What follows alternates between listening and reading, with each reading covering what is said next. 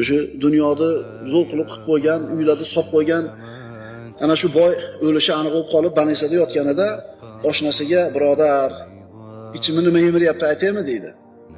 Shuncha narsa qolib ketadimi birovga? Ya'ni men o'lsam xotinim erga tegadi.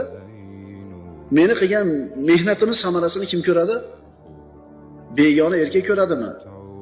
Demak, bolalarning tarbiyasini tashab qo'yib, faqat dunyo bilan shug'ullangan odam shu dunyosidan yoki mansabidan ajrayotgan paytda alam qiladi. Ammo agar farzandini shariatimiz ko'rsatgandaqa tarbiyalagan bo'lsa-chi, dunyodan ketyapti, 3 ta yoki 4 ta farzand yoki 5 ta farzandi namozda ekanligini ko'rsa, har kuni namozning orqasida Robbig'firli va li validayya deyishini bilib o'lsa, bilasizmi qanaqa bir huzur bu? Bu ota, bu ona bekarga yashamabdi dunyoda. Demak, bu so'zlarda aytishimizdan maqsad birodarlar, farzandlarda tarbiyasini muhimroq tashlab qo'yib bo'lmaydi.